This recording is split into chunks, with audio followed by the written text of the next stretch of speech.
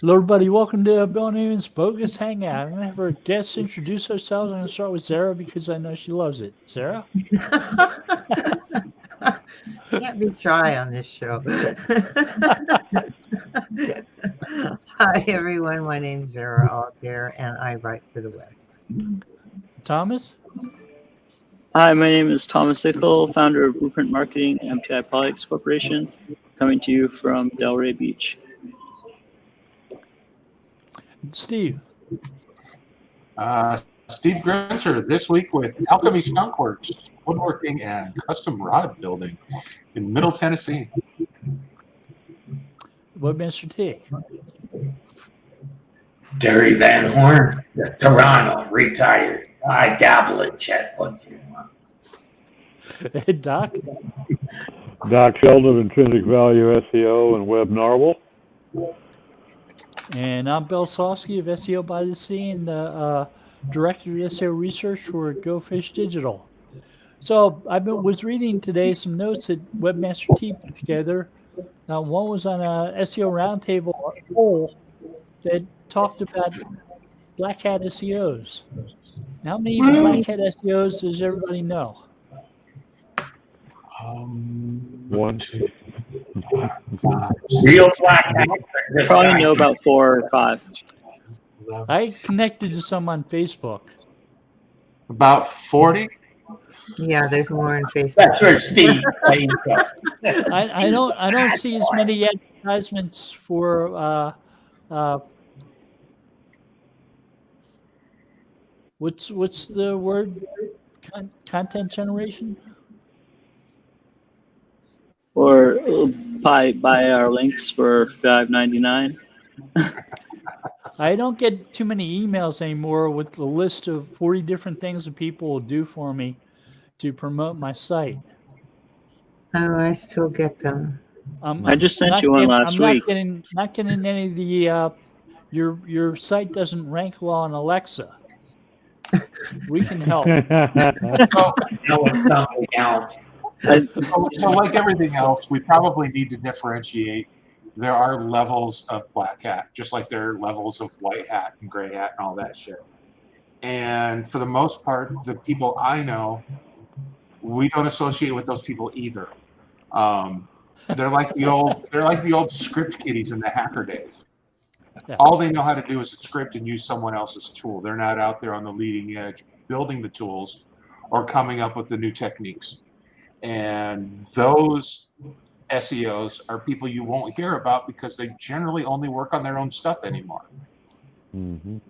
Because that's where the money is. I mean, why get paid to do this when you could do this thing and you know you're going to walk away with 20, 30, 40 grand, and then move on to the next thing. It's like the Why guys. make all the money for somebody else when Yeah. you're taking all the risks? And it's easier. I mean, and some of them still have clients, and the clients fully understand the risk that's involved. And generally, when they're taking on clients, they're not taking on clients for a paycheck. They're taking on clients for a percentage of the business. Mm-hmm. They're much bigger deals. They're just not bound by the Google guidelines in any way, shape, or form. So, if that makes them black hat, more power to them. But I'm firmly on the side of I'm not going to let a for-profit company tell me how I can generate profit from my company. Yep. I will take advantage of that company in every single way I can because I know they do the same. Mm-hmm. If not more. Probably more, and certainly at a far larger scale. Yeah. And if somebody outs your company for cheating, well, it's part of the rules. Don't get caught. Yeah, that's another thing. It's like, well, first of all, prove it was me, or them, or prove it was Doc.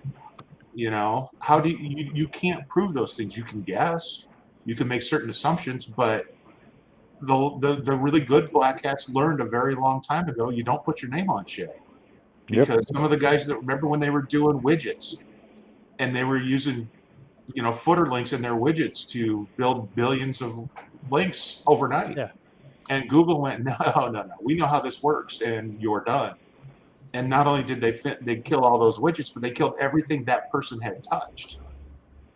And so you just make sure when you do stuff, you're careful. It was like a scorched earth campaign against them. Yeah. Google wanted to make an image out of, or an example out of them, simply because they can't make an example out of BMW. Yeah. Because when they exactly. make an example out of a major corporation, because that corporation broke the rules, now it makes sense because people searching for BMW can't find BMW. Yeah, So that's not a high quality result. Yeah. So there's a lot to be said for the way the rules do not apply. Mm-hmm. And, with all the new stuff coming down the pipe, especially things we saw in the last couple of weeks with the Department of Justice investigation, talking about AMP and the things that were done behind that, I'm even less worried about doing what they say. Yep. Exactly.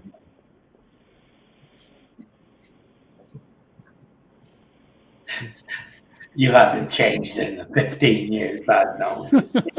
Hey, I have the same philosophy as I did then. It's all about ROI.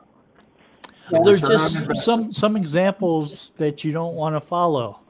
It's like selling links Yeah. on pages in Google's face Mhm. and suing Google when Google drops your page rank from 7 to 2. You I can't lose believe that I lost lawsuit. that one. And I'm a firm when believer. the Supreme Court says Google's freedom of opinion matters, and if they want to drop your page rank to a 2 from a 7, they can do that. They don't even have to show you that they did it. You're sitting there scratching your head thinking, what did they do? I firmly believe that Ann Smarty and my blog guest would not have been penalized in the way they had been if she had not been so vocal and in their face about it. Yeah. Or it would have lasted longer. I think that goes down eventually. Just See, and because of the way they clamped down on guest posting after they did that. But I think that the whole clamping down on guest posting on a certain, because it's real obvious when a guest post is junk versus something that's well curated.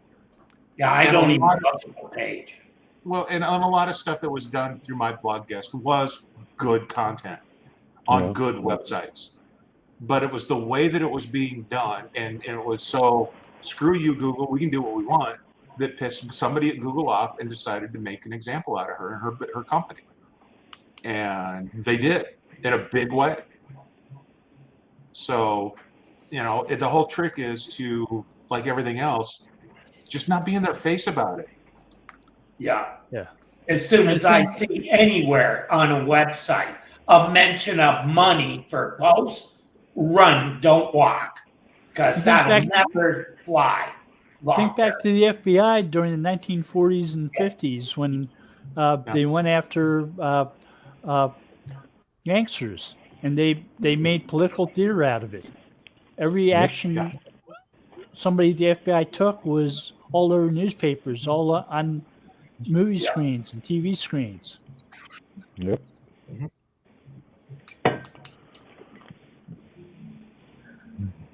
Screw them. This was already You before can they get were away with it, provided you can get away with it, right, Steve? That's the proviso. And most everybody here, we're all old school. We were here long before Google was, and before Amazon, and before all these other. Hell, we were here before AOL. And all we have seen is these companies come in and make it worse. They haven't done anything good in the grand scheme of things. I don't know if Forbes or Huffington Post or any of those sites ever got penalized because they all sell posts. They don't do it directly, but the writers are selling posts, telling people they're going to get them on those places. And it's the same thing with I get DMOS and emails Wikipedia. all the time. Yeah, DMOS and Wikipedia were the same way. No, they did not directly sell access to their stuff. But Jesus, just about everybody there did. I mean, getting listed in DMOS was simply knowing the right guy on webmaster forums. Right. I remember somebody offering me check mark in Twitter validation for $3,000. Yeah. Said, I don't need that today, thanks. Yeah, I don't need that. I can go fill out the form and get it in 10 minutes. Yeah, I got Photoshop. The hell with that shit. You can get that. That's not that hard to get, really. No. Most of the verification, if you're that person, it's easy to get. Yeah. So I'm nobody when it comes to Twitter. I'm not out of Mar-a-Lago. I'm not posting from anywhere important. I don't care. Either you trust me, or you don't trust me. Block me. Yeah, You've got like 60,000 followers. I'm Yeah. right near Mar-a-Lago, but that doesn't seem to help my followers compared to yours. But, no, I'm impressed with your Twitter followers, and that's quite a thing. But I agree. Yeah, it shouldn't be based on where you're located. Well, we could always go back to clout. How long have you been on Twitter, Bill? What, over 15 years probably, eh? I quit after I had about 800 followers, and then I started again 11 years ago or 12 years ago. Oh, okay. That's what I mean. I quit. But I remember talking to you a few years ago on Twitter, maybe 2 or 3, and you had 25,000. Now you have at least double that.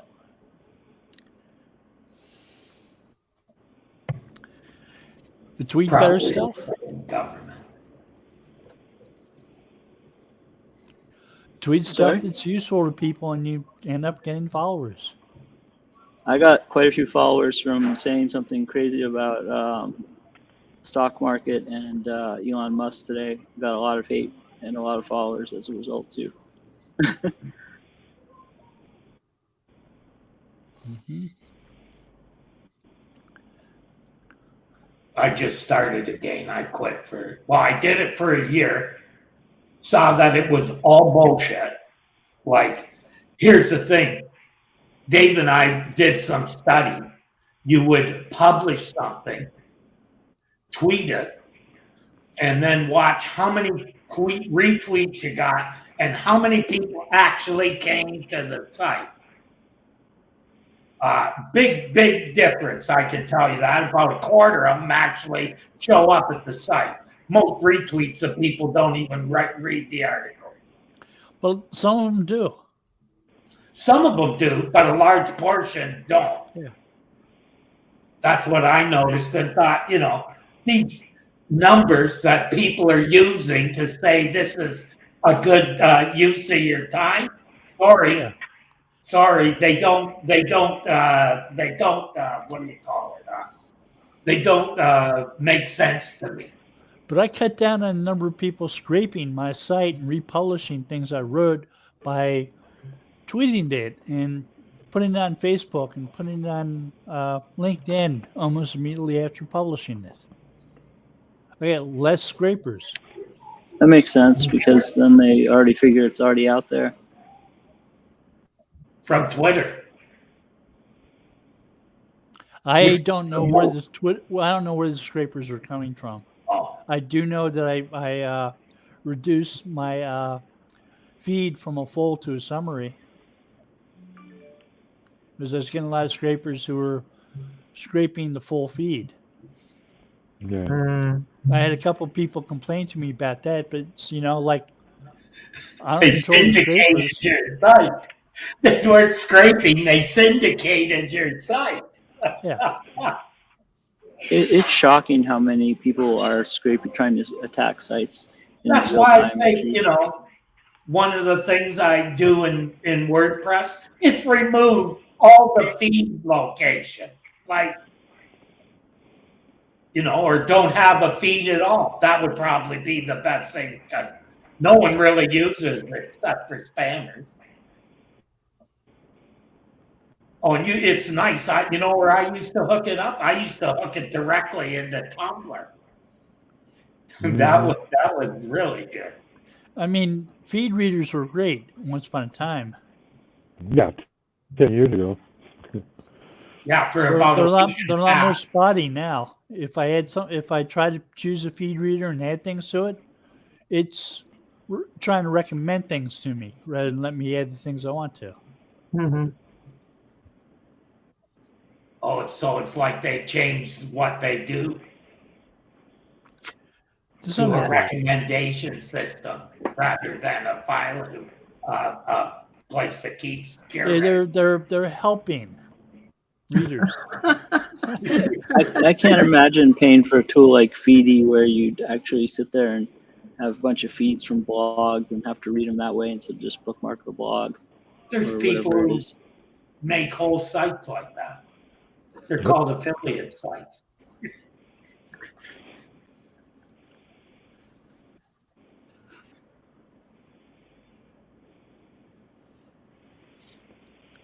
I tried affiliate sites in 1997. Yeah, I had my Amazon Yeah, affiliate site.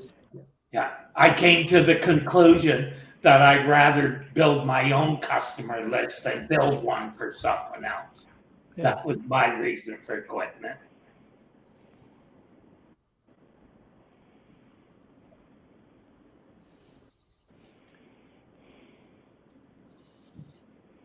Actually, I did pretty good with that one too. It's for web position gold.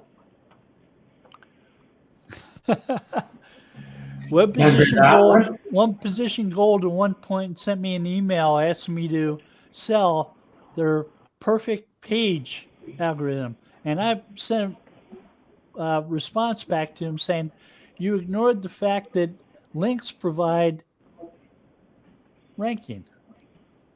And Yeah. anchor text influences what shows up in search results.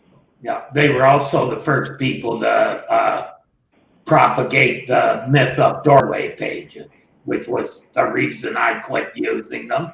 And Yeah. then it took me over a year to get all my testimonials that I give them off of all the sites.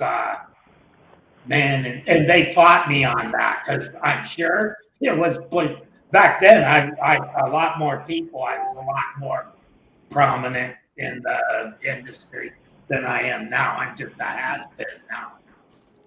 I'm washed up, a lot of people say. I was thinking about how washed up we are. We have over 100 years of experience here. If not more.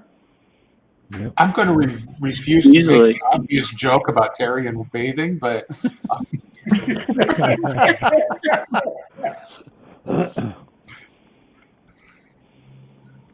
there's something to be said for the old guys because we think about things differently. Yep. Well, you could just stop that and say we think about things. Well, I agree. Here's a thought. Well, back those days, you had to think about what you were doing because there weren't tools. There weren't all the, I mean, half the guys in the business now wouldn't last a week when we started. And it was much simpler than it is now.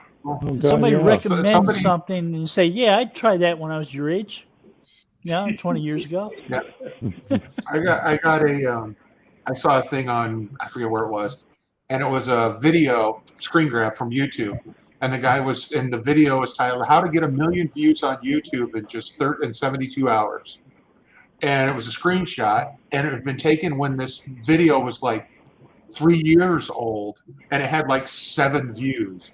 And it's like, that's the problem with current marketing. You've got all these people who step forward and say, this is how you do a thing, and have absolutely zero anything to back that up, other than the fact they were, they said They it. read it somewhere. Yeah, Or that's a just huge made it problem up. today. Where else? They don't even have the fundamentals. No. I see that a lot today. Go into companies and work with their SEO department, and people will have great titles and things, and they'll have been doing it for a couple of years, and they don't have the slightest idea of what you're talking about. It's really frightening. I got an email from a client today. I got included in an email chain. They're going to do a complete redesign and a whole bit on their website. That's fine.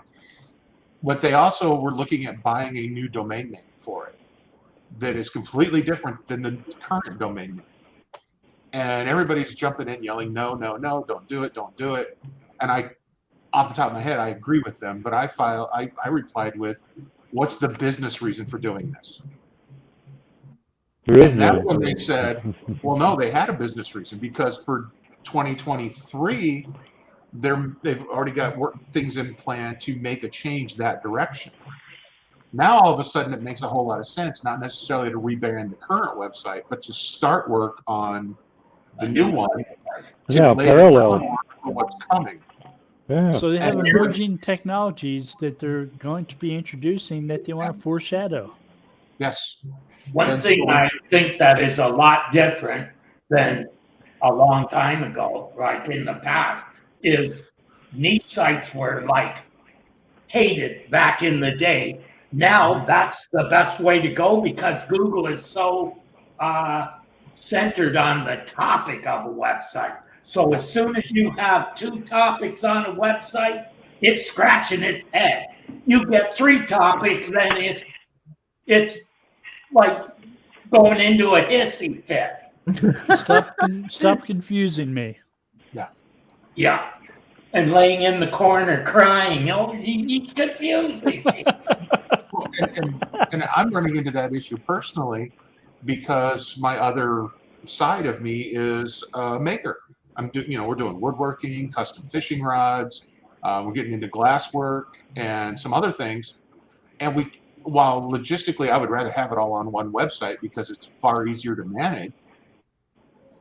I'm also looking at it from a Google perspective, going, it really makes sense to have 4 unique websites that we can kind of brand similarly, but they each have to have their own, to be able to stand on their own because Google and search in general, if somebody came looking for stained glass or custom glass blowing, they're going to see a fishing rod on the front of the page and go, "What the hell?" Right. It's not going to work. Right.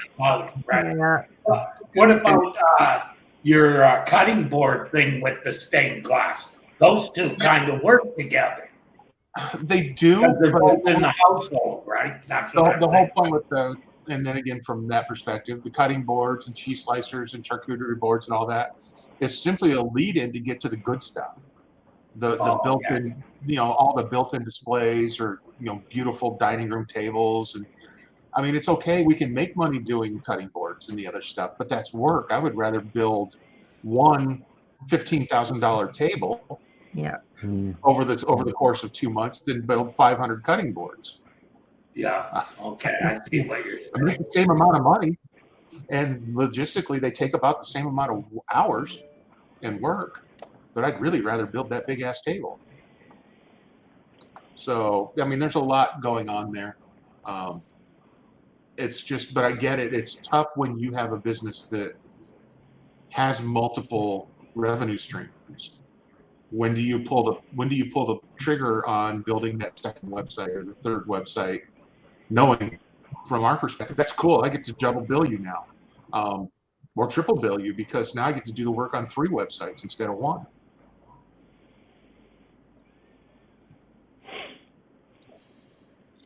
Actually, But I'll if source it's it all all out the to same John. platform, it could be really easy to. If it's all the same platform, you can just use the same theme and just upload a fresh database, and you're good to go. Even the same Is this where database. we bring up that Duda discussion that happened on Facebook just last week, Doc? Yeah. That would work. What For those of discussion you who is don't this? know, Duda is another platform, more Shopify, Wix, Squarespace based than WordPress.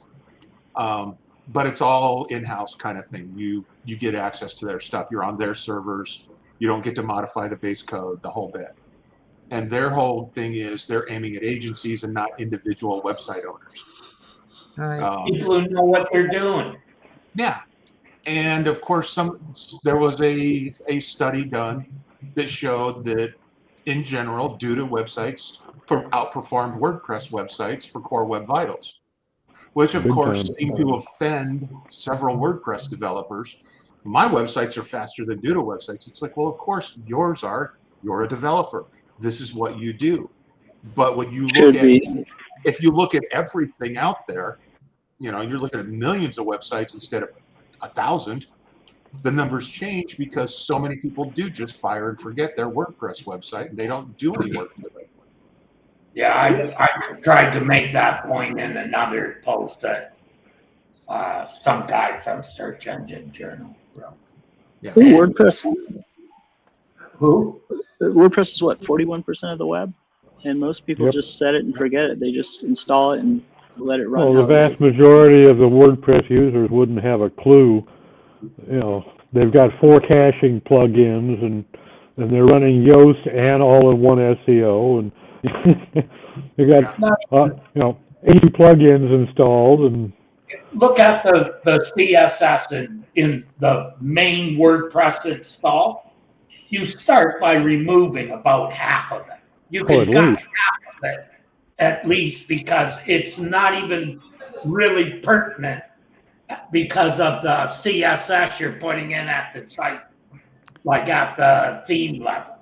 So I belong to a few meetup groups that were blogging about blogging, and mostly they were about how to set up WordPress. Really? Yeah. It's For like- blogging? they also, when you start looking at how they do some things, like the thing that jumped out at me is I started to try and manipulate titles and category. That's when I realized they store the value in CSS. CSS, who the fuck does that? That's just stupid. When WordPress first came out, it was really pretty awesome from a development point of view because you could modify the base templates to be useful. Right. And it was fast. And as it's grown and evolved, unless you're a dedicated WordPress developer, stay the hell out of it. they've 'Cause it is gone backwards. Yeah. a bunch.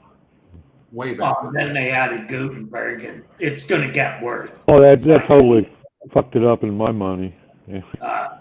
Like I tried to add stuff in Gutenberg, just couldn't do it.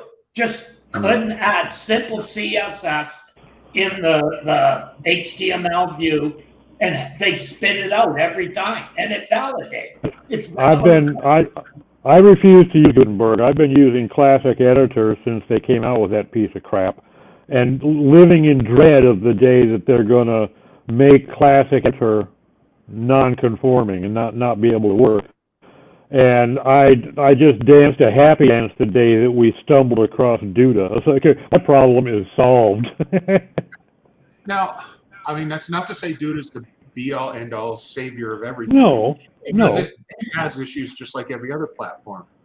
But to put it in perspective, I built our Web Narwhal website in like 3 days over on WordPress. Okay, using a builder template thing to make my life easy. We decided to test out Duda, and having never used the platform before, just going in cold, I completely rebuilt the WordPress website in less than a day. Yeah. That's amazing. Without importing. I built my export. I WordPress just went in website. and started working. And I it's built my better. WordPress website in 2005 in 2 hours. Yeah. Not In anymore. 2005, yeah, not anymore. Yeah.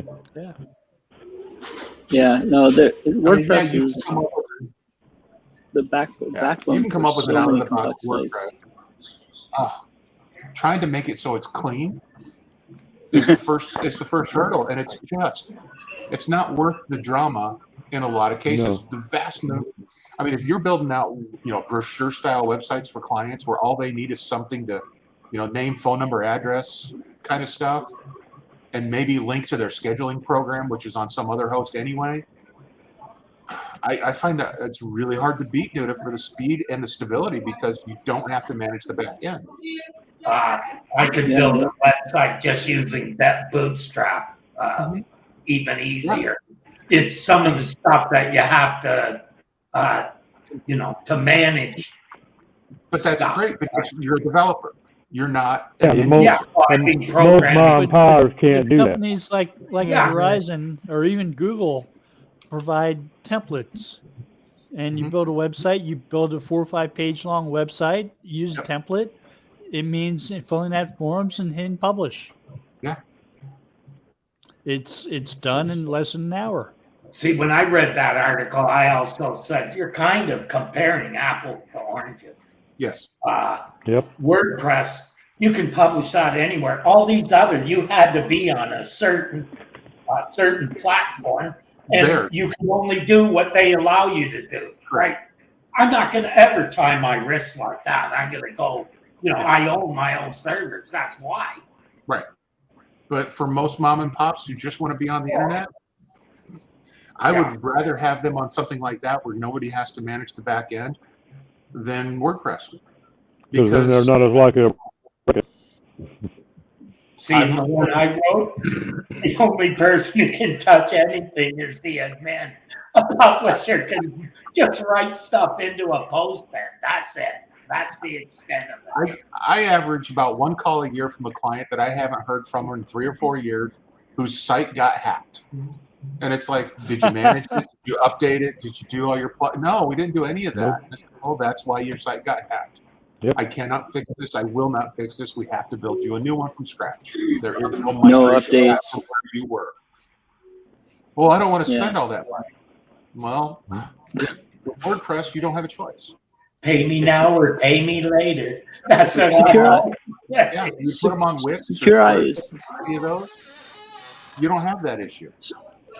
You can dehack them with Secure or something like that, or put them on a managed WordPress host, and they'll sometimes dehack them. But like, you're right, they still have to put in and they'll have to put in the time to update the plugins and make sure that their configurations are set up. Like we all know how to use this stuff, and most of the people I work with, I shouldn't say all of them, but some of them don't have a clue as to how to actually make WordPress quicker or to stop render blocking and CSS overflow and things. It's just, I can see why it's, if Duda is just plug and set it and forget it, that's a big advantage. Yeah. I mean, it kind of makes me miss static HTML. Thing I used to like is if you have 5 writers on a site, you'll see the same category repeated 5 times. Yeah.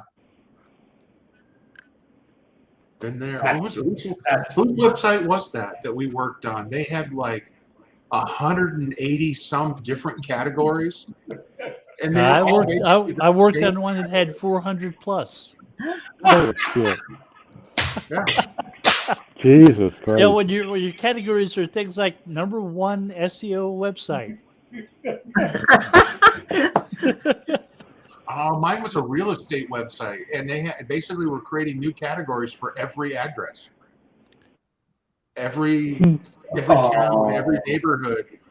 I mean, it was just ridiculous how many categories there were. Do they even know what a category is for? No, they were creating myself. Yeah, when I saw it, I showed it to a guy, and I said, "There's 5 categories that could, be covered with one." What do you mean?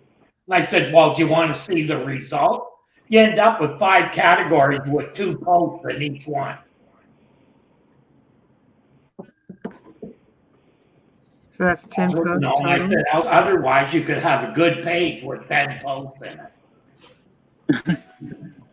I've seen real estate websites where they have the real estate agents creating content on their own for the MLS, their MLS listings for the entire state, and that gets out of hand very quickly.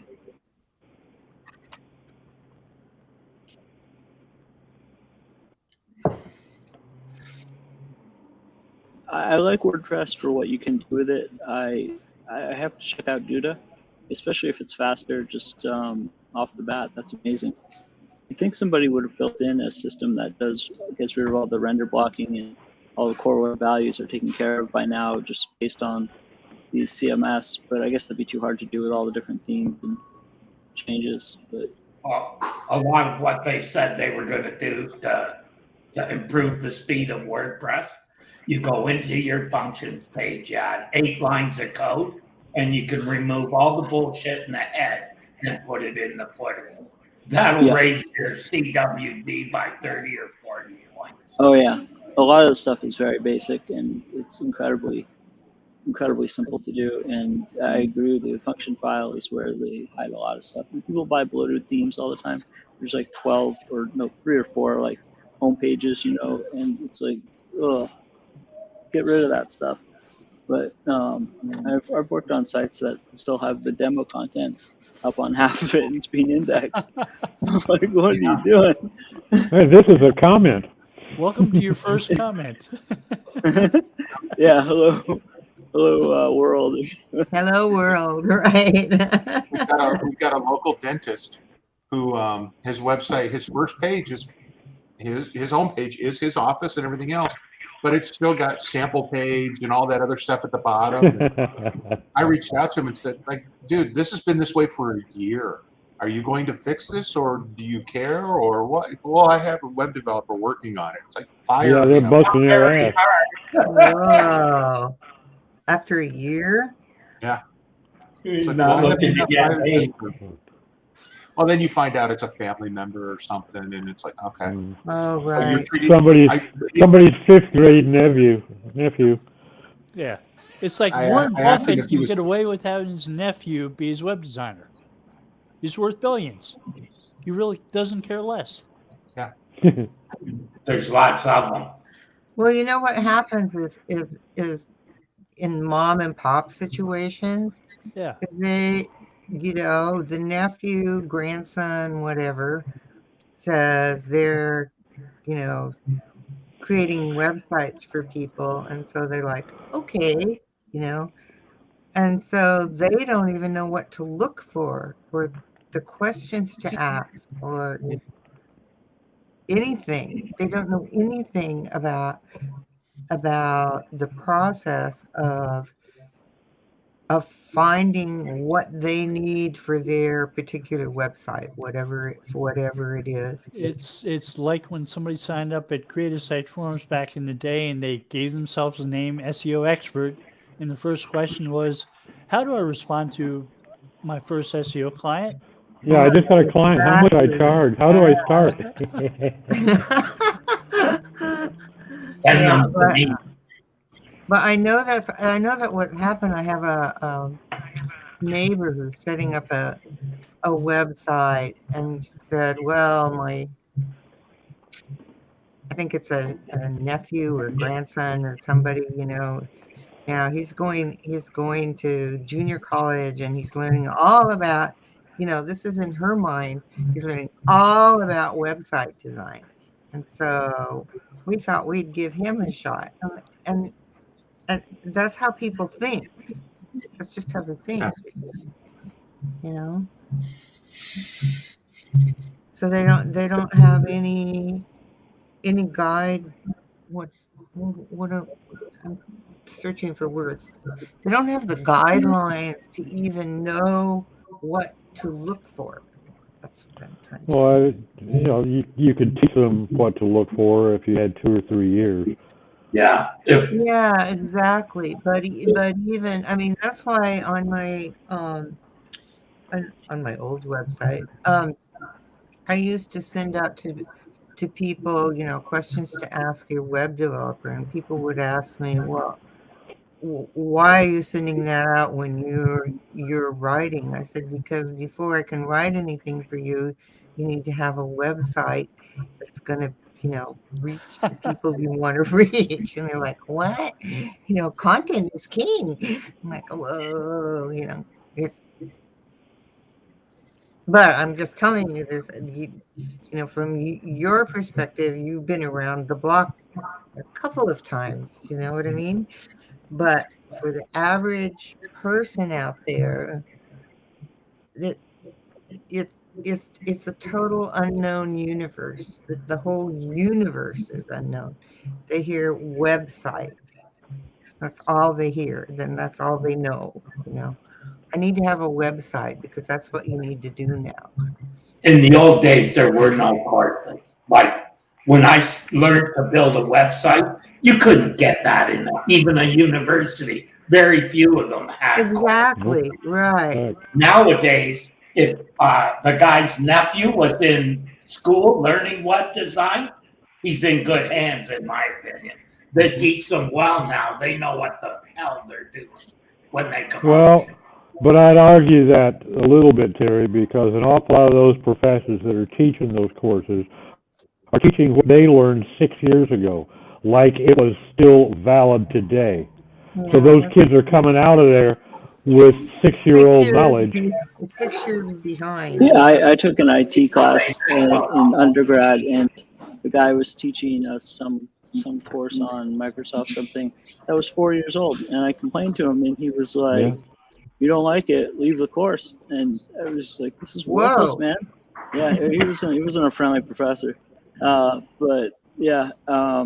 Christ, in high school, the books I was learning from were 10 years old. Like, when people come out of school, they're not got the latest knowledge. They learn that in the workplace.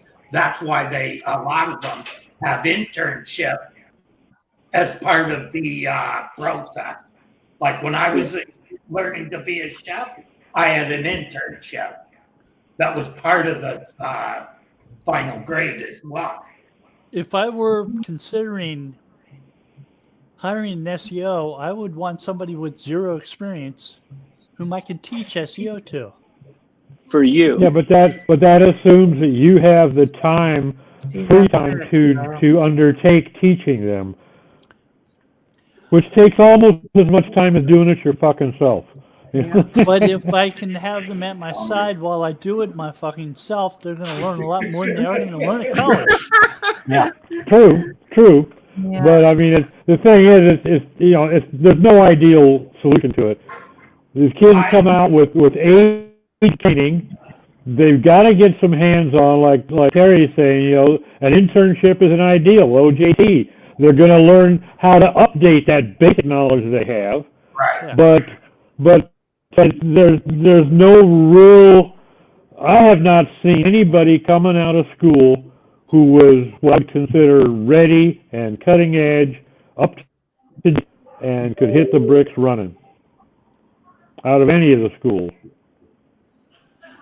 I agree. I've worked with plenty of people that coming out of MIT and Stanford that are CS grads, and they don't have a real touch on SEO, unfortunately. They're great at development. SEO is different entirely in my. Oh yeah, it's not CS. Yeah. Yeah. See, but if I was going to teach someone SEO and two people were in front of me, the guy who knew web development would be the guy I would say, you're the guy I want to Oh, of work course, yeah. with. Way ahead of the guy who, can write content and knows that part of it. Because to me, the guy who can do actual web work is a real SEO. The person who can do copywriting and that, they're a link builder, which is, in my opinion, not SEO. They're going to understand the technical parts of it a lot quicker. Yeah. Yeah, SEO started out like it was mostly about being able to fix technical stuff on a website. That's how it started. Mhm. I once got into an argument with somebody about a certain patent, and they had an extensive computer science background and a lot of development skill, and they kept on quoting the same single paragraph. I said, the whole thing is a patent, not just one paragraph. You're like telling me nonsense, because if you tried to rebuild that, you wouldn't do it. I'd have to wonder about the sanity of anybody who's going to get into an argument with Bill Slawski about a fucking patent. Right, no kidding. That's just like, you're just throwing yourself right into the flames right off the get-go. I know some people who can do well to making that argument. But they don't make the same bad mistakes. Yeah, but it's a way of I think of it as a way of thinking that people who get stuck on the one thing, it's really hard to counter their quote argument unquote because they're only in that one thing and they don't have the big picture. Well, you know why I think that is, Sarah? My observation has been when I see somebody seize on one aspect of an issue and Yeah. just keep beating it to death is because that was the one aspect of the entire thing that they got any kind of grasp of. That pinged on them. That they formed a thought process, so that makes sense to my preconceived notion of whatever, or at least I understand what they're saying there. And the rest of it was Greek to them, and that's why they keep returning to that one aspect. I see that all the time. You know, and almost every Facebook thread you can see that. Yeah, they can. I'm in this class right now, and I'm going to have to leave early today for this class because it's detective school. It's role playing. We have to go interview a witness, and it's now. But anyway, Sounds but kinky. you know, so in the class, there's one person who always gets stuck on the one thing, and then the rest of the whole big picture disappears in that person's mind because they're the, what, you know, was it 6:02 or 6:05? Was that the right time? You know, and the whole everything that goes around it is not present in their evaluation For process. some reason, this is making me think of Columbo, who used to Yeah. stop at the end of all the arguments and say, just one little thing. You might just tell them to stop focusing so much on the lipstick. You might notice there's a pig in the room. Yeah, right, exactly. It's really true. But it's I don't know, those people get a big discount in my life, but we go back to consumers and the people who want a website and want their website optimized to perform for their business. It's hard for them to know the right screening questions because they don't know enough. You know what I think the solution to that is going to be, needs to be, is somebody like what WordPress did at some point. They came out with something that was a lot easier for people to use. Now, it's gone off the rails over the years, but that was the concept. Come up with something that any Jack or Jill can figure out and launch a website. Because if you did come up with a, you know, whether you're offering a service, I will vet your proposals and help you choose the right developer, or teaching them how to ask the right questions and choose their own developer, then you're going to have jacklegs are going to come up and find a way to take advantage of that and take advantage of them using that. So I think somebody's going to have to come up with something that will a real do-it-yourself again. Because you can't teach the people what they need to know without opening the door to abuse, and it doesn't make it easy enough for, you know, your little Joanne the hairdresser or Bob the butcher who doesn't have time or inclination or educational background perhaps to get into it. It's going to have to be so simple they can't, you know, idiot-proof it. They can't break it. And that's going to take a lot of corroboration between, collaborating between two developers and search engines and developers and hosts. You know, can that ever happen? Yeah, maybe. Yeah. In a perfect world, maybe. Yeah, maybe. I know, even something like showing someone Screaming Frog, right? Show them what's on Screaming Frog, and they might not know what everything is, but if you're explaining what this is showing and how that impacts their web page, it helps them understand. First of all, they see all this stuff, you know, they had no idea there was all of this inside their website. You know, it's like somehow walking somebody through that helps. Yeah, but that's a long walk, Sarah, because now they've got to understand which of those things the Screaming Frog is pointing out actually matter to Google. Actually matter. And which ones matter more than the other things. Some of them are very, very minor, and some of them are major. You know, So you got to teach them now, how does Google work? How does this shit work? There's just so many aspects. I mean, I've been doing this shit for 20 years, and I'm still learning every day because there's new stuff all the time. There is new stuff all the time. Yeah, it's something you have to keep up That's with why you constantly. need help. It's an essential part. It's an essential part of building an audit, being able to prioritize different aspects of it. What's Exactly. important Exactly. and what should get addressed first. Which And the things tools- tend to be the easiest to address. And the tools will tend to be more important in their report to you. This item that has 13 problems versus this one that only has 2, even though these 13 problems are just minor notices, and these 2 are high little alarms, okay? You know, they don't have the ability to understand what the tool is telling them. It's almost like giving a kid a loaded gun, you know? There's certain Yeah, parts of that's a really there's certain parts of interesting doing an audit concept. where I would have to stop the audit, contact the company I was doing through the audit for, and have them fix something before I Yeah. can continue. Yeah. Like Happens a you've lot. got the little checkbox marked in WordPress saying, "Do not let search engines crawl my site." That's one of those minor things, Bill. How come when I go to your blog, it goes to a different domain now? Things like that.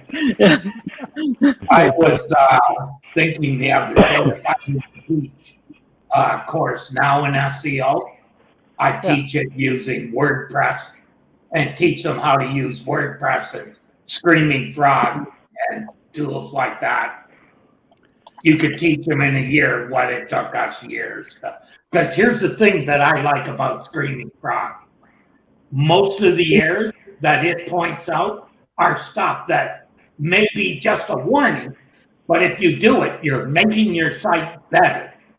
There isn't one thing that they tell you that isn't going to improve your website if you follow their error message. I'll And go the along with tool isn't telling you what's wrong or what's right. It's just showing you a bunch of data. Yeah, And you showing can you say, data. this is the You need the problem. guide And this is to the help you problem. interpret it. But Yeah. what's good about it, Bill, is it is also kind of setting up the how do you call it? The data and telling you what the data should be. In other words, a title over 80 characters, it's going to flag it as an error, right? Mhm. That may be wrong. There are a limited number of things like that. Yeah, Guys, I have to go interview my witness. but now. I've always found it. Bye-bye, Sarah. See you Have next fun with your week. witness. Oh, yeah. Bye, Sarah. If you look at the errors, you're going a long ways to finding what's wrong. If you just look at those. I agree with that. A website that is perfectly optimized for all technical errors generally performs a lot better than ones that are not. And if you walk them through and you stop at each error, especially the big ones, and you say, this is a reason why this is a problem, let's talk about it. Well, if you're doing a Screaming Frog crawl of a site that's got 2,000 pages and the crawl is going on to your 30,000th page, you know That's you've the got problem. spider traps somewhere Yeah. that you need to find. Got a few parameters to remove, Bill? Yeah. Faceted navigation fun and all sorts of stuff that, That's usually parameters when it's that much. You're making duplicates of pages. So there was a search yeah. engine roundtable on parameter handling today that said to reduce duplication by 10 times. Oh, yeah. And parameter handling is a great and wonderful tool if you have some idea of SEO and what you're doing. If you have no idea, it's deadly. Yeah. You have to It's understand suicidal. how parameters work. if you put Removing it through the wrong Search one can Console, screw the page, right? There's some that are useless, and there's some that are very important. That's what you have to figure out. If you've got a parameter that is a tracking session code, you don't need to index that URL. No, put it You in don't your want to index that database. URL. No. Yeah. Put it in a cookie or into the data somewhere. Put it in a database. I remember one of the first programs I wrote, that was the hardest part in the early days of building on the web was maintaining state. In other words, being able to pass parameters around without Google getting messed up by, well, not messed up, producing extra pages and stuff. And then Matt Cutts said Google doesn't handle parameters well. Right. Yeah. I And remember that. IBM says, okay, so we're going to redesign our SEO software for websites so it no longer has question marks or semicolons. And they came up with some monster e-commerce website, CMS. And I came across a client who was using that CMS, and I asked him why. Matt Cutts has even gone back and said Google now understands what parameters are. Yeah. He said that 3 years ago. You're still using this IBM program. IBM doesn't even use it. No, they know better. Yeah, I think he said that back when hash bangs were around. You had the. It was maybe even longer ago than that. Hashbangs came after. I think Angel Fire was the hot website at the time. Oh, Wow. God, that's been a while. Yeah, Spanners delight. I think I visited that on my. Oh gosh, I was gonna say whatever the purple thing is that was before AOL. Nah, bad joke. But yeah, no, it's a lot of enterprise CMSs like Salesforce. It's terrible CMS, in my opinion. It's really Which one? poorly built. Salesforce Marketplace. Oh, yeah. It's a nightmare. It is. When you try and reach the lowest common denominator, that's what happens. That's what's wrong with WordPress. Its audience is the lowest common denominator. So, Salesforce is. No, I'm going to argue that one too, Terry. I think the problem with WordPress is they started out building a tool to the lowest common denominator, and they realized that they had some developers who had their heads screwed on tight, and they weren't satisfying their needs, so they tried to satisfy both fucking audiences with the same thing. And they fucked them both up. Could be. They screwed up both of them. They screwed it up for the little guy, and they screwed it up for the devs by trying to satisfy two widely divergent audiences with the same tool. It's really easy to see in WordPress why people use so many plugins. Like I was trying to figure out how do you change like a rel canonical, right? If you wanted to put in a third party, right? If you wanted to put in a different canonical. Good luck. Not out of the box. It took me 2 days of research to figure it out. And finally, because you don't see it in the code. You don't see it in the code. I finally found the way to do it was it's in the head function, and you can call it's called WP head and then canonical, I think. But you can remove that, and that removes WordPress inserting the canonical for you, and then you just write your own tag. But it took me 2 days to figure that out. And see, it would have been so easy for them. Directly. And it would have been so easy for them to write that into the back end, so that you could actually make that an opt-in, opt-out situation. Do you want us to generate canonicals or not? Would have been a piece of cake, rather than hide it. Or pointed to a different domain. Meta box, if you put a URL in there, it fires the function that changes it. Yeah, I think they tried to satisfy two widely different audiences with the same tool, and that's where they went south. The development requirements for WordPress VIP are insane.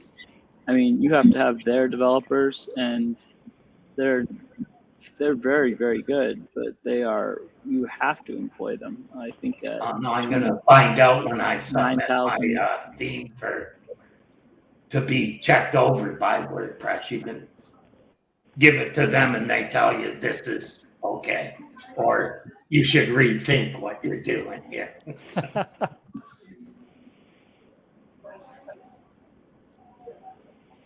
I think WordPress has some cool things coming in the future, but I think Doc's right with a few things. They are trying to satisfy too many different audiences, but I mean they are winning. I mean, it's 41% of the web.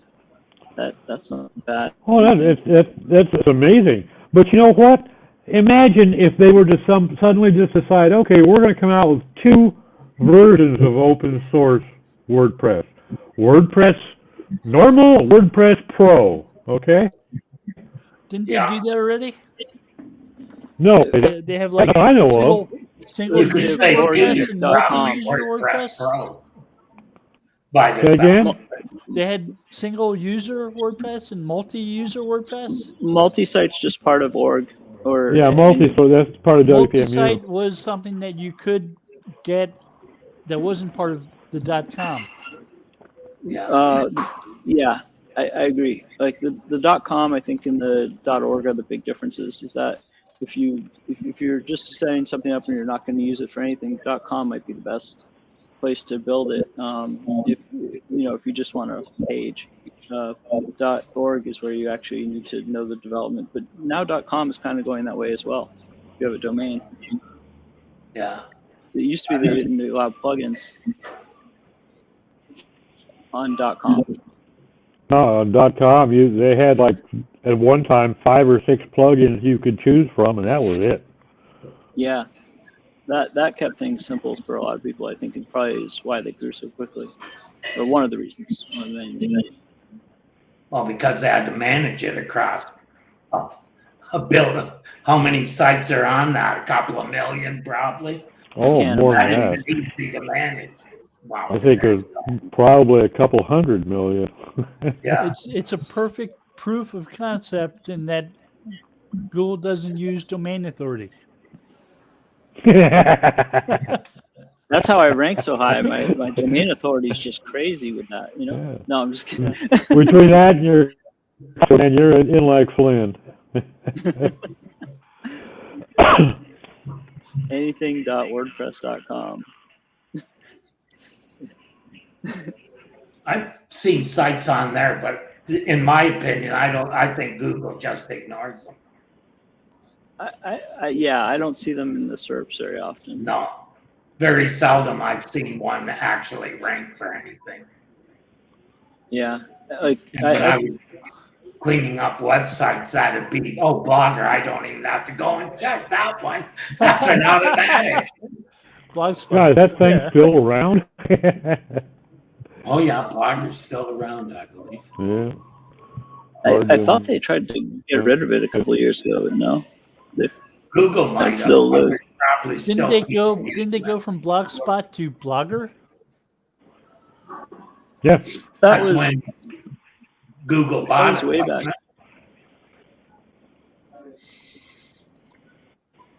People on Blogger, that's it.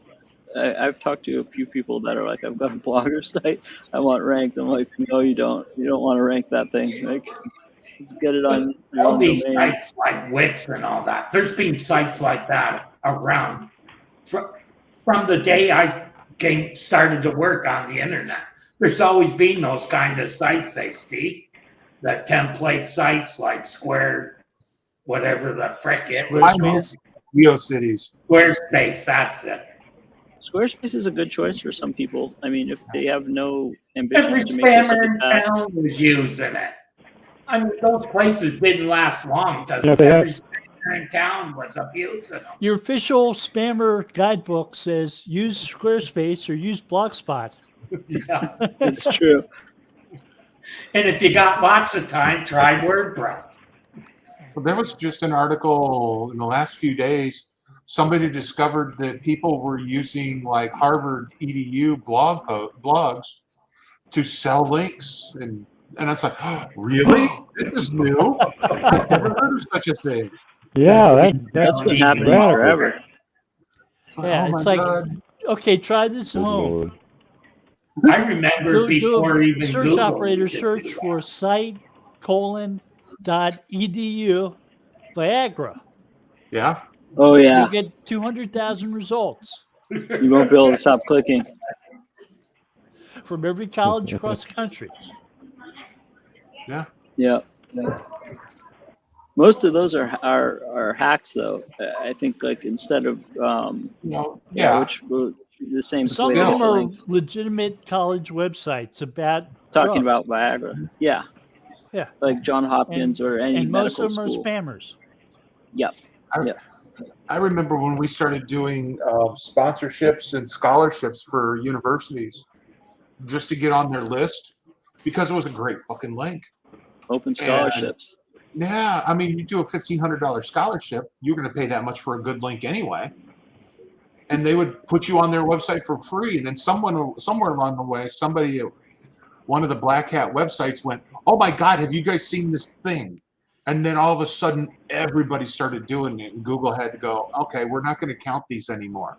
Right. Yeah. And it's like, That oh sucks. man, Yeah. you people need to learn how to shut the hell up. But how many people, like to me, Well, I but- always assume that at some point that's going to be public knowledge because SELs just don't know how to keep their freaking mouths shut. Exactly. this They is all true. have to be the cool kid and talk about this neat Yeah, tactic that they be the figured cool out. kid for a little while until you get shot down. Yeah. You give away all my SEO secrets. Yeah.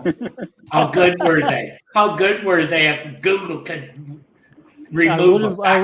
I would have gotten away with it if it wasn't for those kids. I remember the Those same pesky thing happened with kids. Twitter when you used to be able to get really good links out of your bio on Twitter. And then somebody had to write a big blog post about it. And next thing you knew, everybody's bio had links on it. It's like, oh man, you people really need to learn how to shut the hell up and stop writing blog posts about this stuff. How many times have we seen that happen, Steve? Where somebody takes something that's working just fine and broadcasts to make themselves look smart and fucks it up for everybody. Yep. There's a reason I don't write. Not too many are just in it for the fame. Well, yeah. They I make just all want the more money. on You being can keep the fame. I'll take the money. Thanks. There you go. I know plenty of famous You mean- SEOs that outsource all the work to other people who don't have a clue about how it works anymore. But hey, as long as I'm getting the check, I don't care.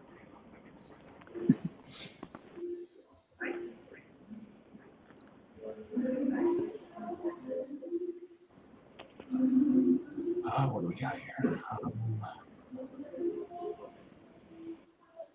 And a change in search snippet tags labels. Or titles. And sometimes may stick. Every couple of years, they try new snippets, then they go away. So everybody runs around and increases the description from 160 to 200 characters because for 6 months, Google was allowing 200 characters. Weeks of work go by, then they switch it back. Then I remember they the switch three. it back, and Yeah, everyone that has was. to go change it again. Oh, I felt so awful telling people that I was like, you can now make it like 350 or whatever it was, and people did it, and then hey, by the time you're done, switch it back. You got to be careful what you tell people. I mean, Well, I just when yeah. we told one of the website developers of a major U.S. college that title elements worked with almost, or title attributes worked with almost any HTML elements. Turned on the site one day, looked at the code, and there were titles everywhere. Oh God. If one's good, Title stuffing.